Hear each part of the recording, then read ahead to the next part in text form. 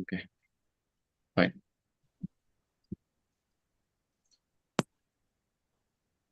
So let's begin our session with prayers to Prabhupada and Lord Krishna.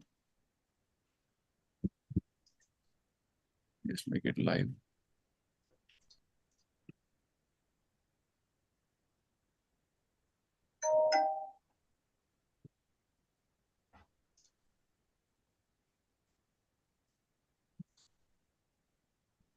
Nama Om Vishnu Padaya Krishna Preshtaya Bhutale Srimate Bhakti Vedanta Swami Namine Namaste Saraswati Deve Gauravani Pracharine Nirvisesha Shunyavadi Paschatya Deshatarine Jaya Sri Krishna Chaitanya Yadvaita Gadadhara Srivasadi Hare Krishna Krishna Krishna Hare Hare Rama Rama Rama Hare Hare Shri Radha Vrindavan Chandrodaya ki jai, Srila Prabhupada ki jai. So welcome everyone for the Sunday morning session on the journey of self-discovery. So today we're going to continue our discussion.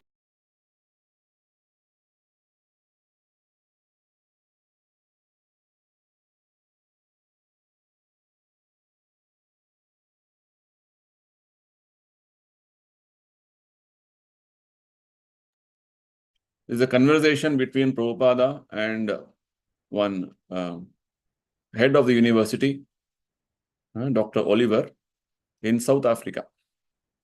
Right. So we discussed few aspects on this topic. We'll try to continue our discussions. The Science of Spiritual Life, Part 2. And all these teachings and discussions we are having by Prabhupada's grace, who has so mercifully given us these teachings in a nutshell, so nicely, in a very wonderful manner. Now, Prabhupada has recorded all the teachings, either in the form of audio and in the form of books. And today happened to be in 1974 and November 10th, Prabhupada completed actually Chaitanya Charitamrita. So today's auspicious day. Prabhupada completed. And 1974, November 10th also was a Sunday, Kartik month. So Prabhupada is writing the end of the Chaitanya Charitamrita that he completed by the grace of Chaitanya Mahaprabhu. So Prabhupada in that way has compiled and given us all the Vedic literatures in an easily understandable manner for our benefit. So let's continue our discussions.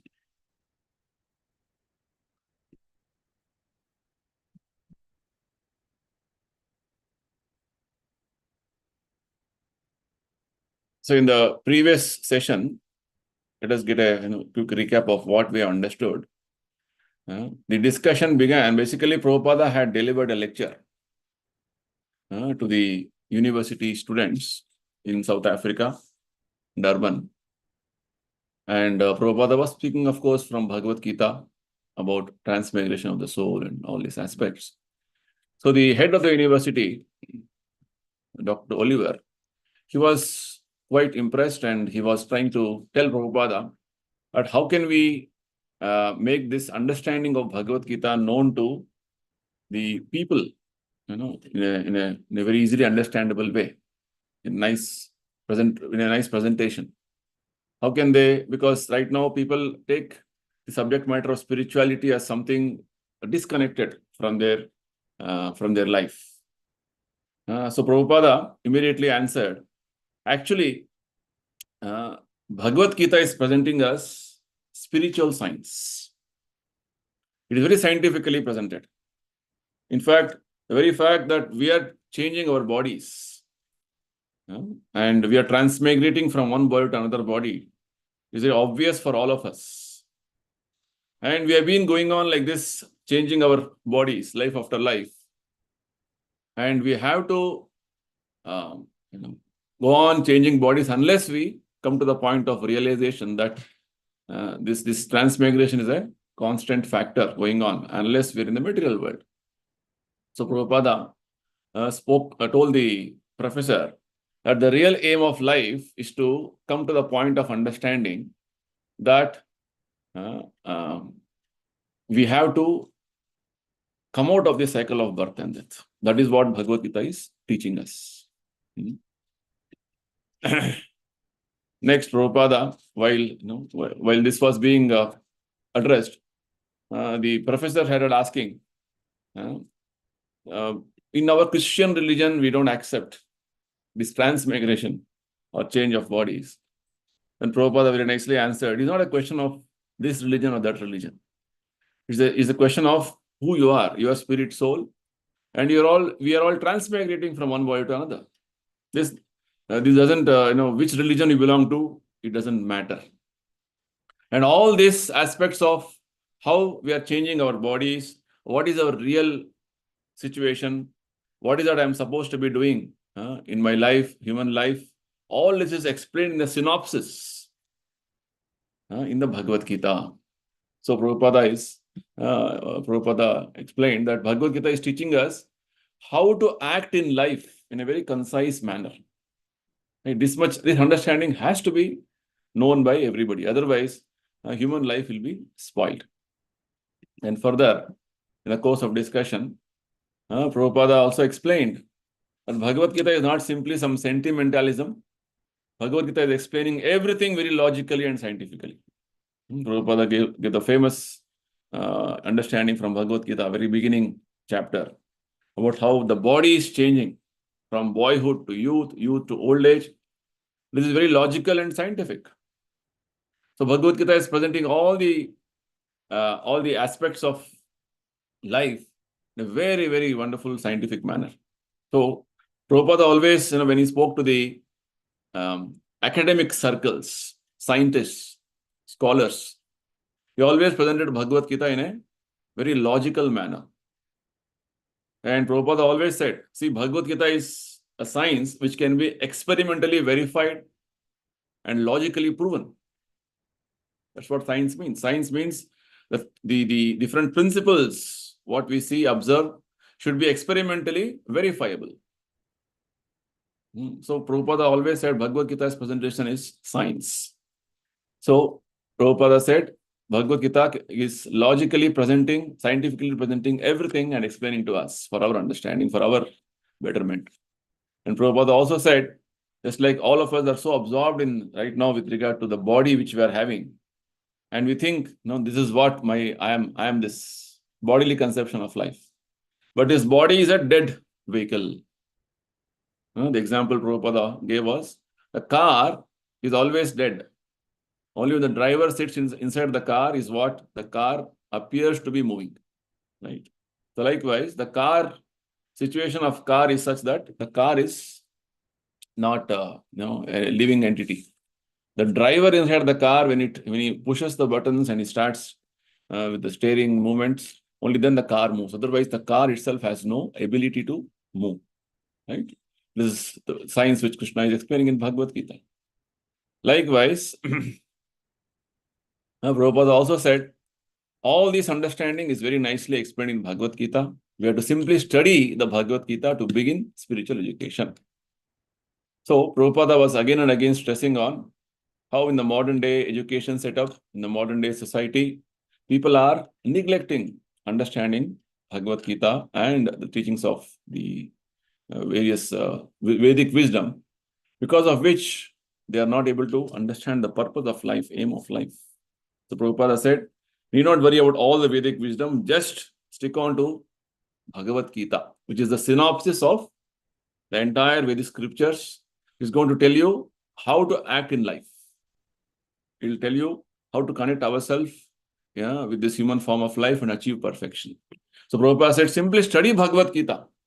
You will begin your spiritual education. After that, further things what Lord wants can be taken care.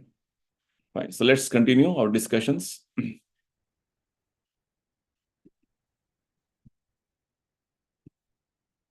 So now next, there is one more discussion going on between the professor, who is actually the head of the university, and Prabhupada. So this point was regarding how people in general are ignorant about and confused about their identity. Hmm? So this professor is asking, well, this is apparently what one needs. Our Hindu community here in South Africa seems to lack any fixed idea of what constitutes Hinduism. Hmm. So basically, he's trying to explain the situation of Indians in South Africa and trying to explain how people are not so much inclined to study about the spiritual aspects of life, right? He's trying to explain this present scenario. In fact, this is what is situation in every part of the world, right? People have been going here and there as immigrants to different country just for earning their livelihood or wanting to have better comforts of life or want to have have come out of the poverty cycle wherever they're living and so that they can have good fortune. That's what people are thinking. So they're they're only focused on how to earn more and get more with regard to their materialistic life. So the professor is pointing out this aspect that yes, Bhagavad Gita's knowledge is so wonderful. How to see that everybody understands this? That was his point. So further, the professor says the young people, especially, are living in a complete vacuum. For various reasons, they do not want to accept religion because this is what they see around them. Right now, we see the youth all over are not very interested in understanding the spiritual aspects of life. Right? What are the reasons? We'll try to see. The professor himself will state that. And generally, we are seeing people have no inclination to understand about who are we, why are we here. In fact, in the previous session, we discussed how people are neglecting or rather rejecting the understanding of who we are. They may know that we are spirit soul, but they are not getting into details of analyzing things. As spirit soul, what is my actual identity? Why am I subjected to so many miseries here? Why am I forced to change bodies? Why am I going through all these various tribulations every now and then? So these questions have to come up. This is what Vedic scriptures say. Athato.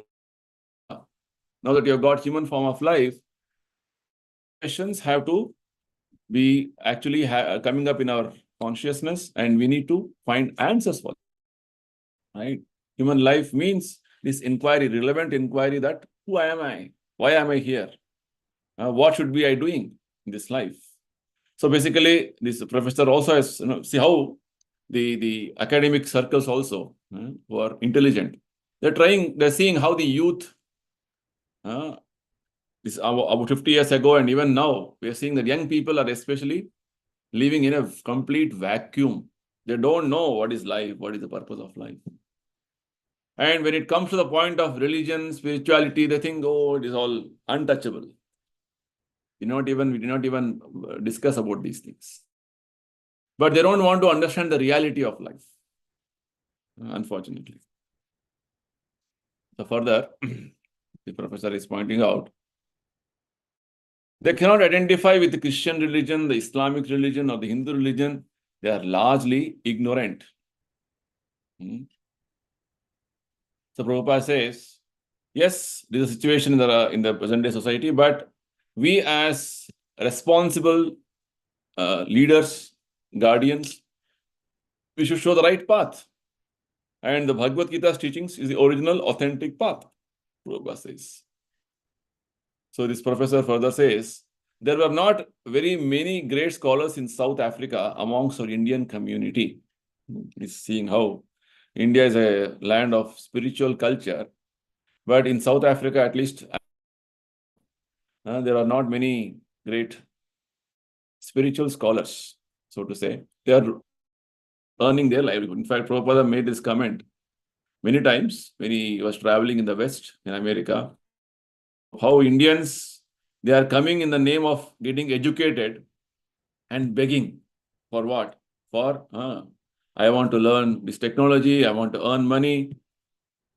Right? They're all coming to the West only for getting something. Prabhupada said, I am the only person who have come to the Western countries to give something. India is that land of rich cultural heritage, spiritual understanding, spiritual knowledge. So even the Westerner is able to point out that, yes, I don't see people are so interested about spiritual understanding, spiritual cultivation. The Indian people come by and large as workers in the sugar plantations, field workers. A few were jewelers and tailors and so on. Then for the last 100 years, there was a political struggle resisting transportation back to India. Right? There have been many such resistances and many such revolutions, wars, oppositions, every now and then in the human society. They were fighting to make a living and to find out their own place in this country. It's going on even now in different parts of the world.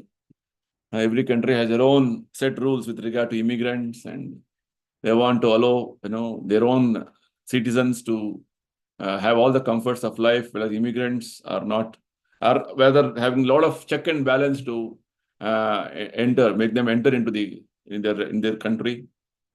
They're all afraid that, they'll come and take away our jobs, or they will take away our comforts, our peace. Like this has been a problem from ages. So this professor is pointing out this particular aspect in the Indian community, how there was a struggle from the Indian community with regard to making their own place in this country of South Africa. As I see it, they must give meaning to the essence of their own beliefs and faith. Because Prabhupada was that ambassador of Bhagavad Gita who came to explain and give that wonderful teachings of the Vedic wisdom. So Prabhupada's presentation of Vedic culture was so impressive that this professor is trying to tell us how you have come and you're giving us this understanding to us. And similarly, every Indian here should have made their life meaningful with their own beliefs and faith. But unfortunately, they are not so. They are only busy with earning their bread and butter. Right. So further, this professor says, I have been telling them that we are privileged to have them here in this country with their background, and they mustn't cut themselves away from it and drift into a vacuum. Right. Rather, we see people. Prabhupada is the only personality who went around the world to give this spiritual understanding, spiritual culture. Prabhupada always said, one Indian has gone and done this. If all Indians do this, how much transformation can happen in the whole world? So even the Westerners have understood this point, that how India has this rich spiritual understanding and cultural heritage, right? So, but Indians are mostly seen to be only trying to earn their livelihood and wanting to improve their standards of material comforts, right? So it's sort of a vacuum in their life. They're also trying to imitate the Westerners. That's what this professor is trying to point out. But they don't know to whom they should turn. So basically, they and myself and others want to know how we get this spirit into our own hearts, and how does this then issue out into everyday living. Very practical, point which this professor is making.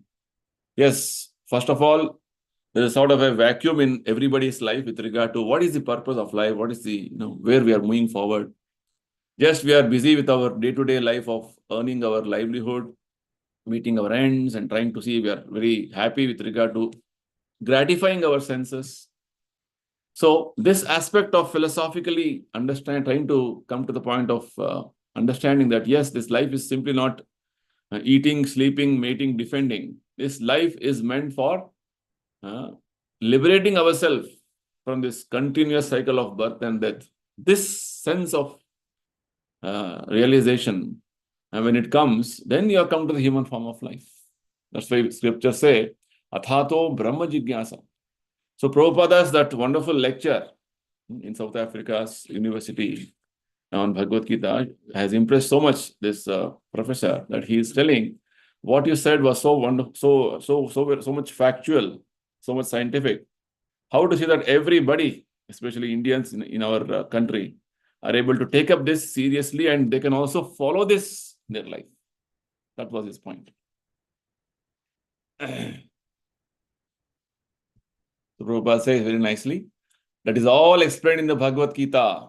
How to live peacefully in this world and how to go back home, back to Godhead. Just see. Very nicely Prabhupada is telling, Bhagavad Gita is not only telling you that you have to prepare ourselves to the next, to go back to spiritual world in the next life, but in this life also you can live peacefully. Sometimes people have the notion, oh, Bhagavad Gita is only telling you how to prepare for next life. What about this life? I have to suffer here? No. Especially Bhagavad Gita and all the scriptures have all the directions how to live a very happy, comfortable life. While we are in this world, while we are living this material world, and go back to spiritual world. So Prabhupada always gives this example from Bhagavad Gita, how Krishna is telling, even to have basic necessities of life, your food, you have to depend on God. Because of our not dependence on God and because of our rebelling against the authority of God, all the supplies from nature are restricted. Because finally, God controls everything through the agent of nature. Right? Annad bhavanti bhutani parjanyad anna sambhavam. Bhagavad Gita, 3rd chapter, Krishna explains how the living entities who are subsisting on the food grains, where from it is coming. There is a wonderful system which Krishna has set up in the whole universe. Right? And there is arrangement of rains by performance of prescribed yajnas. Because of the rains, there is the field becomes fertile, and when the human beings start cultivating the field, there is grains. Like this, Krishna goes on with the cycle of this karma chakra. How everybody of us are all subsisting on grains, and the grains, finally, if you trace it back, it is all because of Krishna's arrangement. Krishna has given rules, regulations in various scriptures with regard to how to conduct ourselves. So how to conduct ourselves? Krishna says we have to perform yajna, activities which can satisfy Krishna.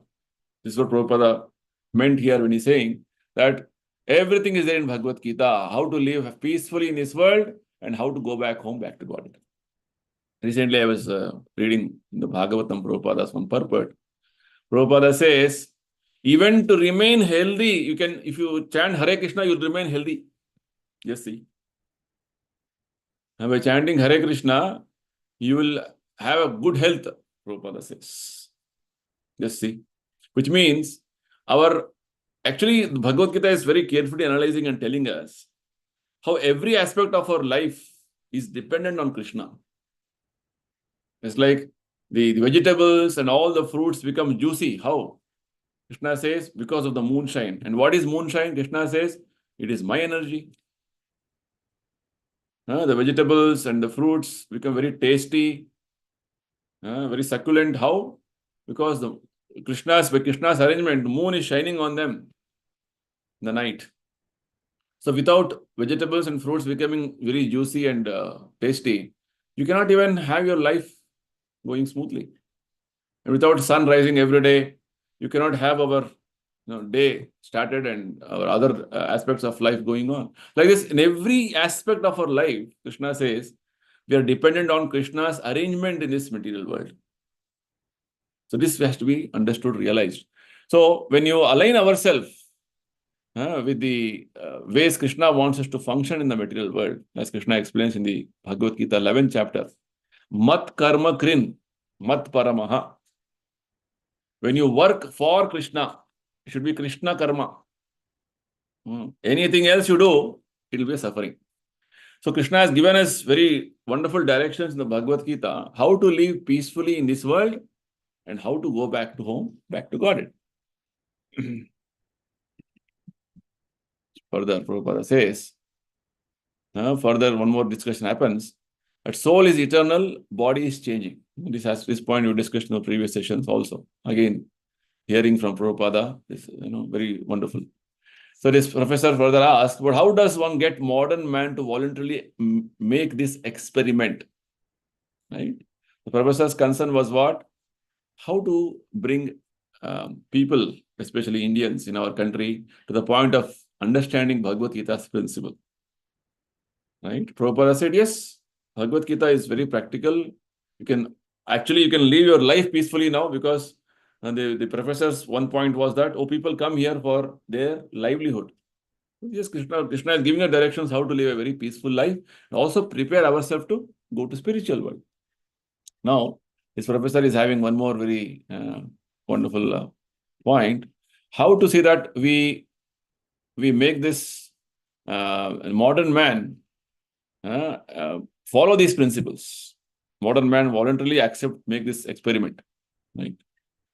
So Prabhupada says, the real tragedy is we have wandered so far away from the spirit that we do not know where to start. This professor telling again.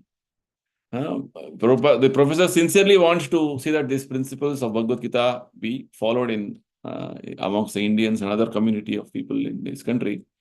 So the tragedy is that we are going away from spirit, soul, understanding of spirit far, far away.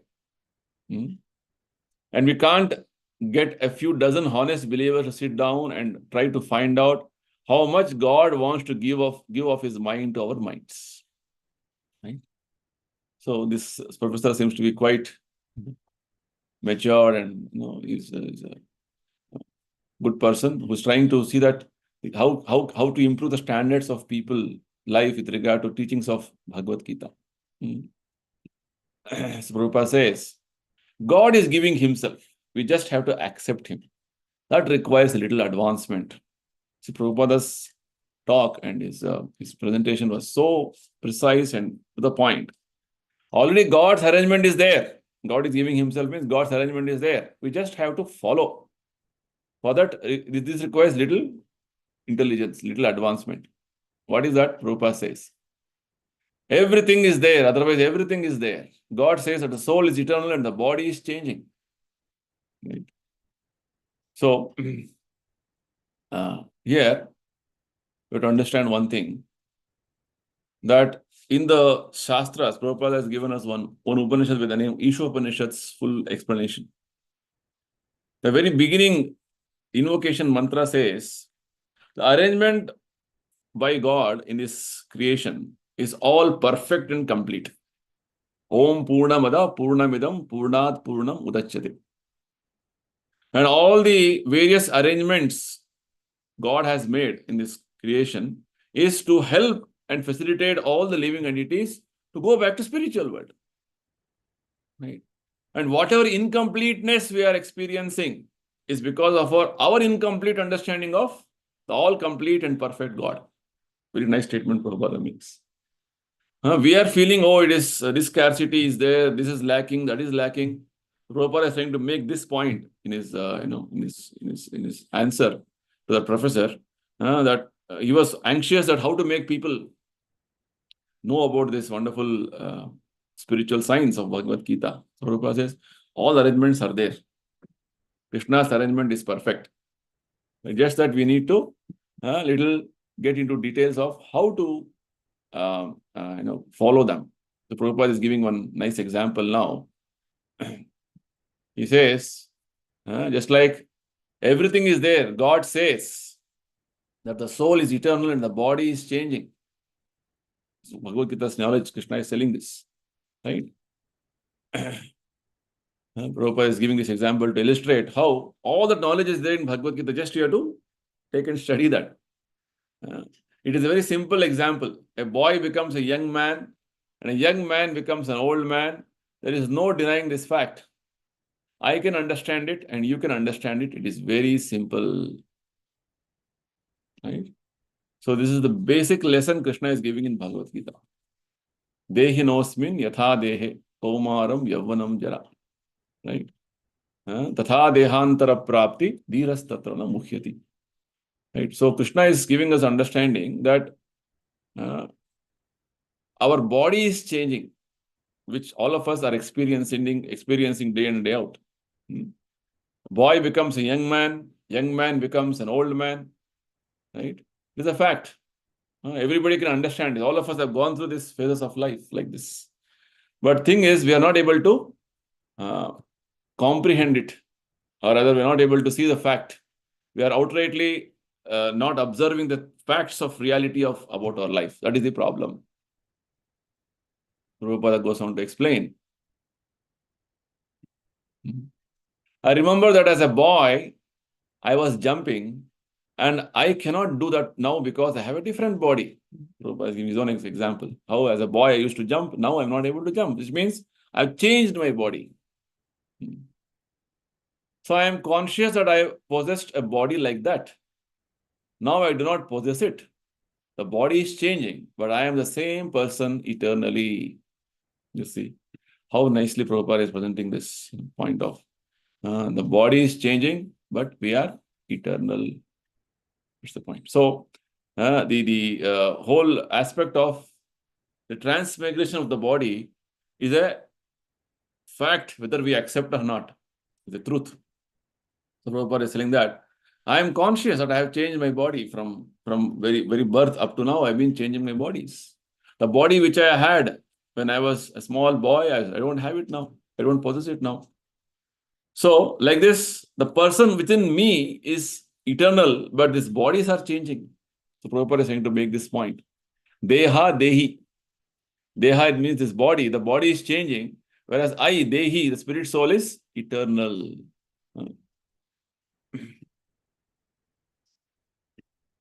So that's it requires a little intelligence to see this. That's all. I am the owner of the body. I am an eternal soul. The body is changing.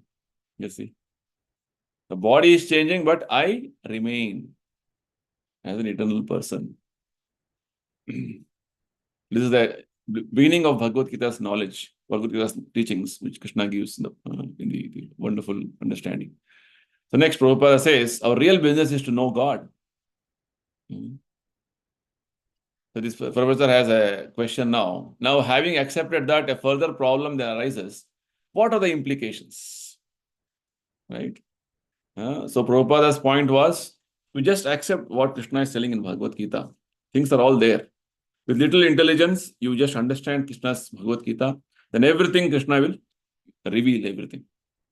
This professor has a question now. What may be the implications if people all become spiritual, or they want to understand spiritual understanding? What may be the implications is the question. Right? Prabhupada says, yes, if I understand that I am not this body, yet at the present moment, I am engaged only to keep my body comfortable without taking care of myself, that is wrong. It's exactly the present situation that we are trying to get into the understanding. Basically, people are afraid that, oh, if I understand I am the soul, then my other bodily activities on which the whole civilization is built up will all be completely shaken up. Right? Sometimes people used to ask this question to Prabhupada. Prabhupada, if everybody become devotees, then who will run the world? Right? This question. It's like Prabhupada used to used to answer this in a way. But if you are thinking that if everybody from everybody in the prison house is all, they all become good citizens and they all come out of the prison house, then what will happen to the prison house? Right? You have to understand the intention of the government is not to fill the prison. Rather, intention of the government is to see that the prisoners are rectifying their wrong habits, wrong mentalities, wrong inclinations, and become good citizens. Right. So this is not a good question with regard to what will happen when everybody become devotees. That is what the purpose of life, the purpose of Krishna is. The whole scheme of things Krishna has made in this world is to see that everybody will sooner understand the mission of human life and go back to spiritual world. So Prabhupada says the mistake in the present day modern civilization is that they are not taking care of the soul. Rather, they are busy, engaged only in keeping the body comfortable. Right? They are living in a wrong understanding, wrong civilization. That's the problem. So this is what Prabhupada always pointed out. This is a defect of modern day civilization. They are living in an illusion that I am this body. It's a wrong understanding. So further, Prabhupada points out, very nice, Prabhupada gives very simple examples for us to understand. For example, if I am cleansing this shirt and coat thrice daily, but I am hungry, that would be impractical. So this is what is happening in the present day situation. We're trying to keep this material body very comfortable. This body we are caring so much. All the different arrangements we have in this world is only to care for this body in terms of making it very healthy by following different rules, regulations as per the directions from physicians, dietitians, or trying to make this body very beautiful, with different beauty parlors, all these things. So like this, basically, right now our focus is only on keeping the body comfortable, body very beautiful. It's like taking care of the shirt and coat 3 times in a day, you are washing it. But your spiritual hunger is not satisfied. This is the present day situation. So Prabhupada further says, similarly, the civilization is wrong in this basic way. This Prabhupada is trying to address the problem of the modern day setup, modern day understanding of people. The whole foundation on which the modern day civilization is standing is all on a wrong understanding. And I am this bodily conception of life. So you have to come out of this bodily conception of life and come to the spiritual aspect that I am not this body and spirit soul. So further Prabhupada says very nicely, if I take care of your shirt and coat, but I don't give you anything to eat, then how long will you be satisfied? That is my point. And the professor's point was to understand what will be the implications if everybody takes up spirituality seriously. Prabhupada says the whole problem now is people are going in a wrong way, wrong understanding, which is not giving them satisfaction, no happiness. All are disappointed, all are frustrated. Right? So we are only taking care of this body. Prabhupada gives a nice example in Bhagavad Gita, very beginning, 2nd chapter, that if I save the dress of a drowning man, is it considered to be very sane? No. Man is drowned, he is gone. He's dead and he's not present. But his dress I have saved. This is what is the present day modern civilization. They're trying to save the dress of a drowning man, or whatever different type of isms we have created around us with regard to socialism or altruism or that ism, this ism, is only to take care of this body. The Prabhupada says, so long the bodily care is only given and soul is neglected, then you'll not be happy. Your satisfaction will not be there. This is the basic mistake. Material civilization means taking care of the body and bodily comforts. But the owner of the body, the spirit soul, gets no care. Therefore, everyone is restless. Let's see. So all our dissatisfaction be within our heart. Our sort of a discontent and frustration, no sense of satisfaction, is because soul is not satisfied. Unless the soul is satisfied, that's what Bhagavata begins. Yenatma suprasidati. Sages at Naimisharanya ask a question. What is that really going to satisfy the soul? No material needs will satisfy the soul. Only bhakti to Vasudeva Krishna, devotional service, which is completely spiritual, will satisfy the soul. The most famous example Prabhupada often gave was fish out of water. Fish, whatever comforts you give with regard to all the modern amenities to make it very happy, comfortable, but it's not in water. Will it be happy? No, never. Fish is very happy in its natural environment of water. So we as a person, we are spirit soul, we are not the body.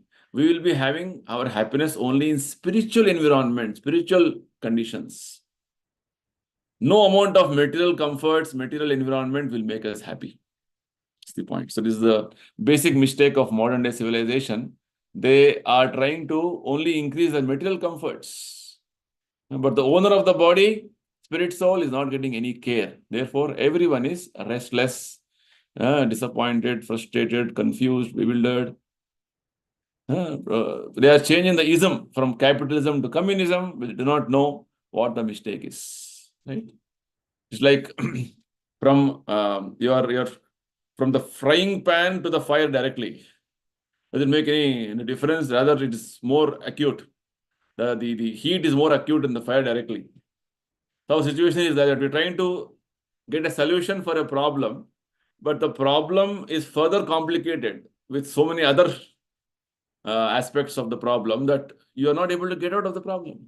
Prahlad Maharaj in Bhagavata says, material world is so entangling that you try to find a solution for a problem, you will come up with 10 more problems to complicate that problem more. Prahlad Maharaj says this. So like this, material world is like that. There's a nice section in the book previously we studied, Science of Self-Realization. Material problems, spiritual solutions. No material problem can be solved by a material solution.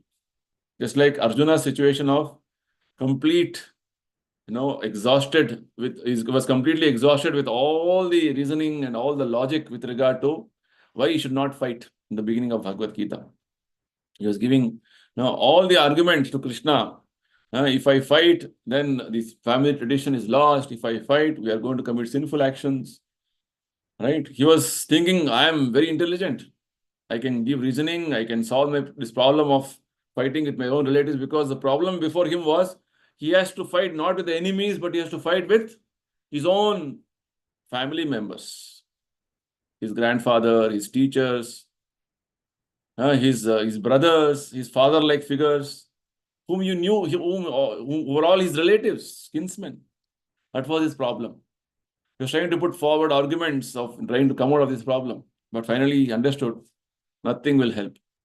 So what did he do? He surrendered to Krishna and said, Krishna, you give me the solution. Krishna is that spiritual personality, all transcendental personality who can give us the solution. So this is, from the very beginning of Bhagavad Gita, this point is evident that material solutions, material problems will not have any solutions unless we approach a spiritual authority, or spiritual solutions are the only way out. So this mistake of trying to resolve it by one more material solution will not give you solution. So this professor also points out, yes, there's a very little difference between capitalism and communism. Both are, in one sense, the two sides of the same coin. They are both material. And the communists think that if you take control of the government, everything will be adjusted. Right? From the state, everything is distributed equally. Everybody will get everything nicely. That's what the communists think. Right? But the mistake is there. Both the communists and the capitalists are taking care of the external body, not the eternal identity, the soul. Right? The capitalist thinking that yes, at the cost of others, I can live comfortably. Of course, they'll get some earning. They'll be distributed, but I will be enjoying more. The communist think this is inequality, rich and poor. Let us make it common. Let us make it very, everybody should have equal rights. But all of them don't realize, neither communists or the capitalists don't realize, that all these arrangements in the material world is only concerning your body. What about your spirit soul? This is the point. So Prabhupada is trying to explain to us, unless we come to the point of understanding that we are spirit soul, and only we are worried about the external body, taking care of the external body, it is not going to solve your problems. Right? Nobody is trying to address this problem that we are not the body, we are spirit soul. Only we are concerning about body only. It's like the example I gave, Prabhupada gives. The dress of a drowning man, you are trying to take care. Generally, people ask us, oh, Swamiji, you should open more schools, more hospitals, more sort of charity we should do. Yes, we should all do that. But also educating people about spirit, that your spirit soul is important. And whatever we do should be the ultimate end. It's like when Prabhupada said, you have to distribute food. Prabhupada said, not simply food, we should distribute prasada. This will benefit the soul. And when somebody asked Prabhupada, we should open hospitals, Prabhupada said, it's not our work, it is government's work. We are opening actual hospitals, spiritual hospitals, with regard to treating all the people who are having this bhavaroga, repetition of birth and death, to come out of the cycle of repetition of birth and death. Right, so let them all come here and take this medicine of Hare Krishna mantra, Prabhupada used to say.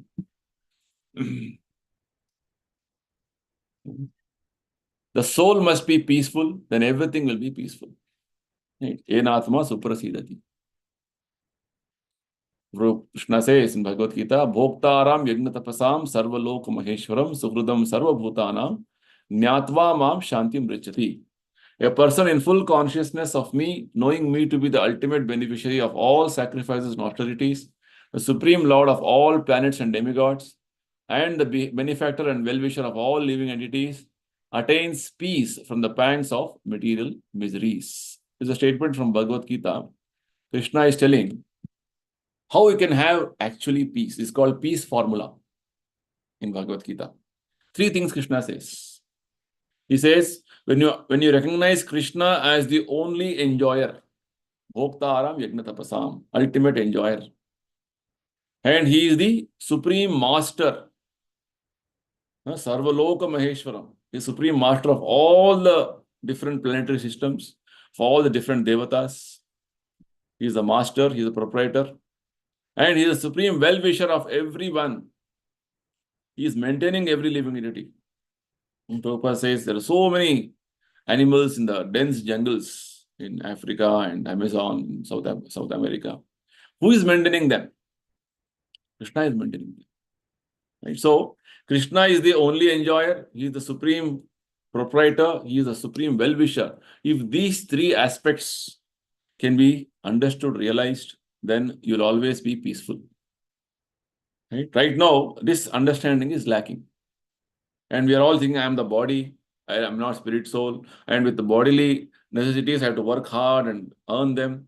This is our present conception of life, the bodily conception of life. So, Prabhupada is pointing out the Bhagavad Gita's teachings. So, Krishna has already given us all these teachings so nicely. Just we have to accept them. This means that one must know what God is, because you are part and parcel of God. You already have a very intimate relationship with Him. Right?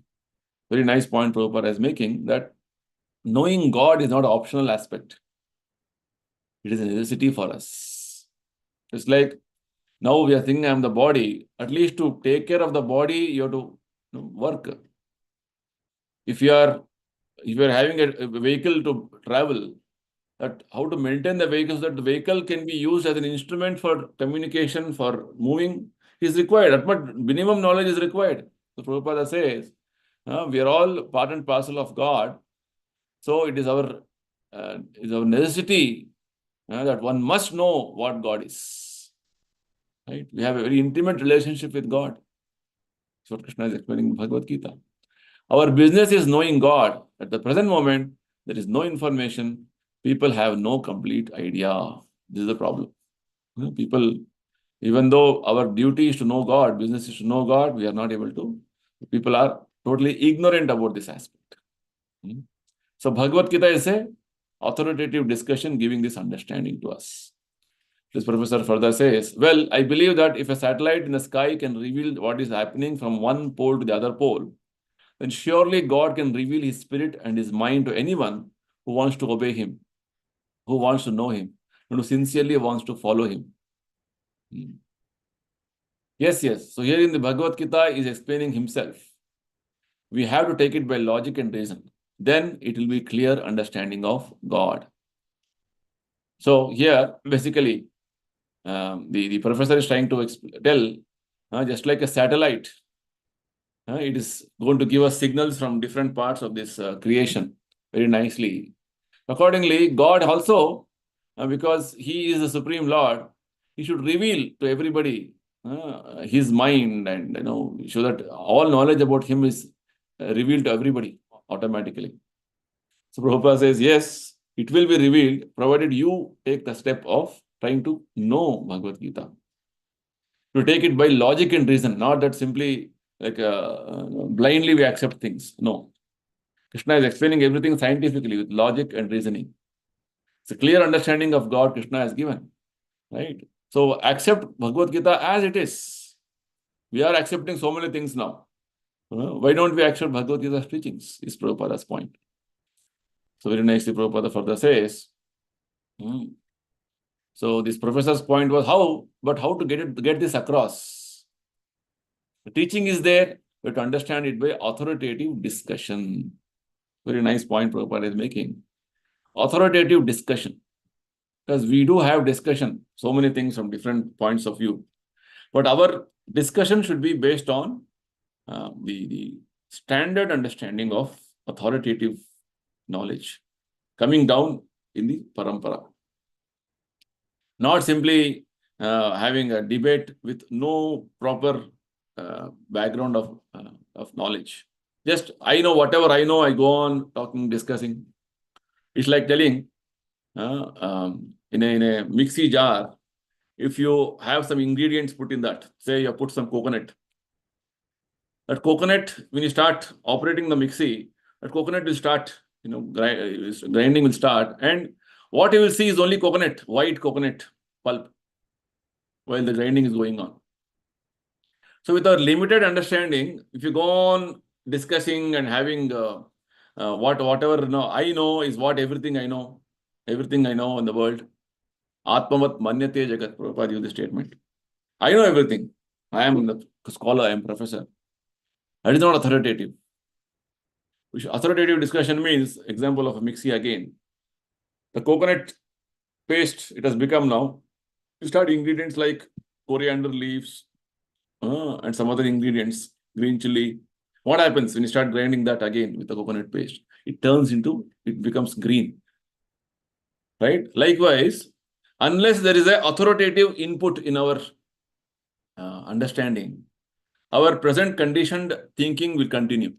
That's the point. So when Prabhupada says authoritative discussion is important to know, to reach out to everybody. So which means the leaders, natural leaders, parents, the teachers, politicians, they have to understand Bhagavad Gita properly. Then that can be passed down the next generation, the subordinates. Teaching is already there. Bhagavad Gita's teaching is already there. We have to understand as guardians, as caretakers, as leaders. Then, if you understood properly by authoritative discussion, then things can be taken care. So we'll continue our discussion further on this same topic in the next session and conclude this topic.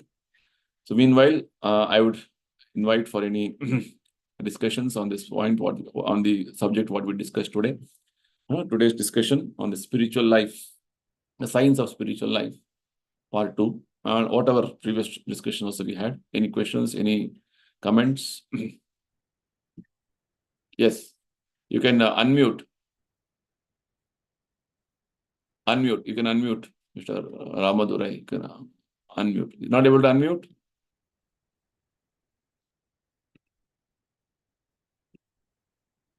Okay, unmute. I've done. Hare Krishna, Dandot Pranam, Prabhuji. Hare Krishna. Please tell me. Prabhuji, when we are talking about the soul is eternal, okay, there is a question comes, what is Adi Jananam? First, why did we take birth? In any form, anyway. See, this I was trying to address, I cannot understand much. Okay, we are eternal, soul is eternal, body is temporary, Dega, Bhiman, this and all. Okay, why did we take the Adi Janna? First thing, how did we come? Okay. So for this question, Prabhupada in different contexts explained to us, it is a question of when. Right? When you say you took birth means when. Which again, you cannot trace it. Adi Janam means what? Actually, Krishna says we don't have any Janam at all. Na jayate, na mriyate. Bhagavad Gita is teaching. Right? We are not taken birth or we are not don't die. We are eternal. So when we say Adi Janam means you are under the influence of time again. So this has to be understood in a way Prabhupada explains to us. What happened? When did I fall down? This aspect Prabhupada explains in Bhagavad Gita, that when I took Janam, how I fell down in the material world, these are all questions which cannot be answered right now. It will only be understood when you go back to spiritual world and, oh, this is how I fell down. This is how I took one Janam in the material life. But it is a fact that, as Bhaktivinoda Thakur says, Anadi Karma, it's like he says, Anadi Karma Phade, Nana Janma. He says that Anadi Karma means from when this whole cycle of birth and death is going on in our life, we cannot trace it back. What was that? You're telling Adi Janma. I would rather say this aspect of Adi Janma is again a point of when. The point of time. Time is actually, as Krishna says in Bhagavad Gita, eternal. How can you again say that, oh, I had one Janma? When, how, is a question mark. So these questions are, in one sense, Prabhupada says, cannot be answered in this point of time, because how it happened, when it happened, only Krishna knows. Right? So very nice, one analogy Prabhupada gives from the Vedic scriptures. It's called Kakataliya Nyaya. Kakataliya, Kaka means crow. Talia means the Tal Vriksha. It so happened that one in the Tal Vriksha, or the palm tree, one very ripened fruit was about to fall. And there was a crow sitting in one of the branches of the tree. And when that crow just started flying from that branch, this fruit fell. So you can go on analyzing whether the fruit fell because of that crow started flying, or because the fruit fell because of which the crow started flying. What is correct? So to get into the details of your understanding of Adi Janma is like this. Kaka Taliya Nyaya, logic of Kaka and Taliya, means the logic of the crow and the palm tree. So it is, Prabhupada always said that these questions are all and when one says these questions of why did we fall, relevant questions, what point you're asking, why did we fall first of all, what is that first Janma I had, these are all, again, we are bringing ourselves into the time frame of, we're again trying to judge ourselves with regard to the time frame. Actually speaking, Bhagavatam gives us one more perspective of, we are all eternal actually. We are thinking, or we are thought we have fallen, or this whole aspect of material life is only our illusion. As Bhagavata says, we are in a dream. Right? Sooner we awaken from the dream, then this material world, we are not in the material world, we are in the spiritual world, we are in the spiritual world. So this awakening, Krishna consciousness means awakening. So this question of when we took birth, when did we fall, why did we fall? Prabhupada says these questions have a lot of themselves, they are defective in one sense. So getting into the discussion of those things is not relevant. That's why in Prabhupada, in 13th chapter, one of the purports, he explains how and when did we fall is not at all relevant. Right now, let us come out of this ocean of birth and death, samsara sagara. It's like telling Prabhupada, give this example. You are actually struggling and suffering in the middle of the ocean. And you start analyzing time, how I fell. Is similar question. When I fell down, when I took birth, is irrelevant of time. Prabhupada says, you just deliver yourself the way Krishna is telling us, go back to spiritual world, and there you'll come to know how you fell down. Janma. Okay? Thank you. Any other question or discussion point? Yes, Gupta ji. Hare Krishna, Prabhuji. Yes, Gupta ji. Say, I read somewhere that initially, say there were only Rakshasas and Devtas. So anyone born in Rakshas family becomes Rakshas. Anyone born in Devta family becomes Devta. Okay. So God said, it is not fair. After being Devta, you continue doing all kind of rubbish thing, but still enjoying the life of Devta. It's not fair. So then they decided to create a world, this Prithvi Lok, where people would be, given life according to their karmas. Okay. So anyone who does good work, they'll be enjoying good life, and those who do bad work, activities, bad deeds, they will be suffering. So that's how this Purusha Janma started. Anyway, this different theories you can come up with, different explanations and different sort of understanding. But all what you these said, understandings, whatever we speak, should be corroborated with the Vedic understanding. Bhagavad Gita clearly says, this creation is a cyclic process. Right. Okay, so with regard to when I took birth, which kalpa of Brahma? See, even one kalpa means one day of Brahma itself is 1,000 cycles of 1,000 cycles of 4 yugas. Right. So with every end of one yuga, there is a partial annihilation, partial this one. So what happens that time?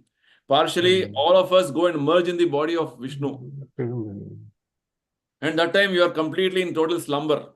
Again, you begin from the point wherever you have ended. Next, one more creation. So this aspect of how it all began, we should not have that bias in the material way of thinking. And the way we think, everything has a beginning and an end.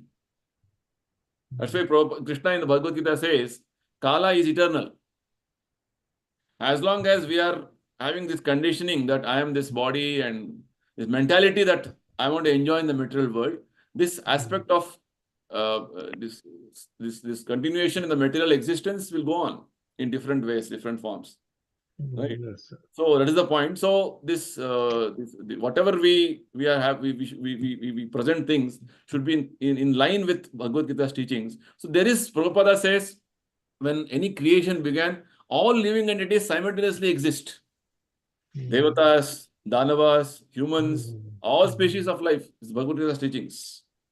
Because with every creation means the living entities from wherever they have ended, it's like Prabhupada gives example. Today evening or today when it becomes night, I close my shop. Again, when I open the shop tomorrow morning, the shop is as it is.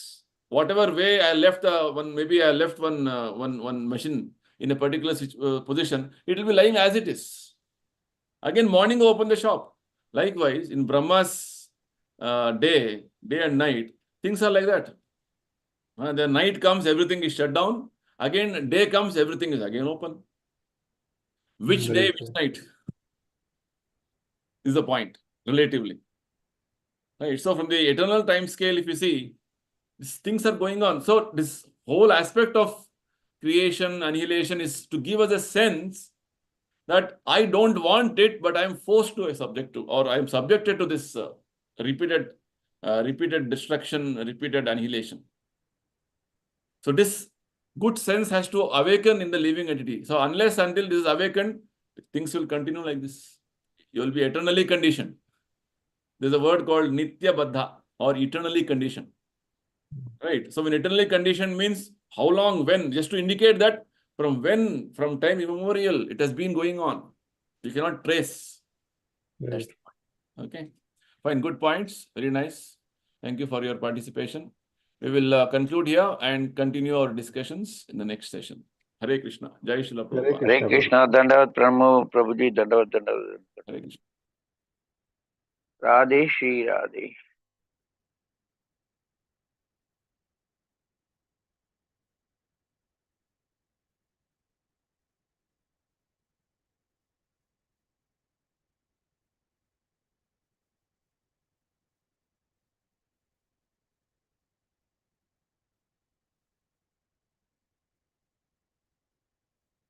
Radhe Shri Radhe Shri Radhe Shri Radhe Shri Radhe.